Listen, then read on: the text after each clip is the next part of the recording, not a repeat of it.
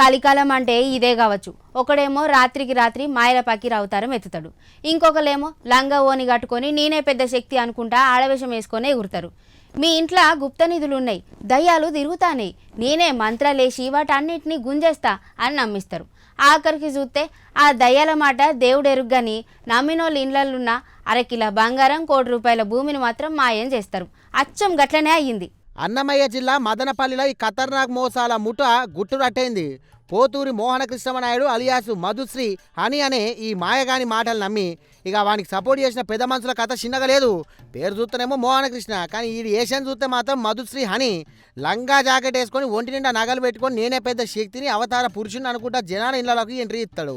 మీ ఇంట్లో ఏదో ప్రేతాత్మ తిరుగుతుంది, దాన్ని బయట పంపకపోతే మీ సంసారం నాశనం అవుతుంది, గందుకనే నేను స్పెషల్ పూజలు చేస్తా అని చెప్పేసి స్క్రీన్ క్రియేట్ చేస్తాడు.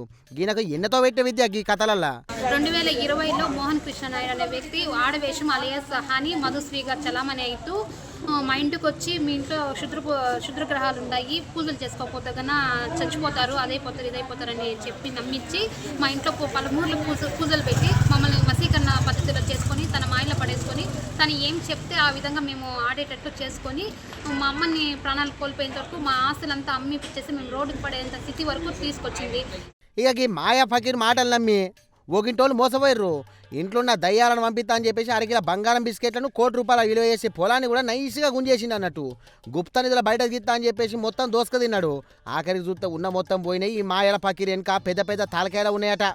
దొంగలించిన నగల పైన లోన్లు ఇప్పించేందుకు లోకల్ టౌన్ బ్యాంక్ సిబ్బంది, వానికి ప్రొటెక్షన్ ఇచ్చేందుకు పోలీసోళ్ళు, స్థానిక లీడర్లు కూడా బ్యాక్గ్రౌండ్ సపోర్ట్ చేస్తారని చెప్పేసి వలవలు ఎడతాండ్రు కొందరు.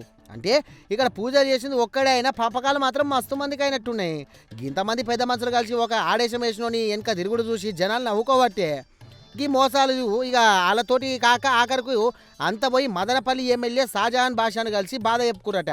మా బంగారం మాకు ఇప్పిరు సార్, ఈ మాయల ఫకీర్ ముఠాను జైల్లో ఏపీరు సార్ అని చెప్పేసి చెప్పిరట. ఆఖరికి ఎమ్మెల్యే సార్ సీరియస్ అయ్యి విచారణ చేయాలని చెప్పేసి చెప్పిండట గట్టిగా.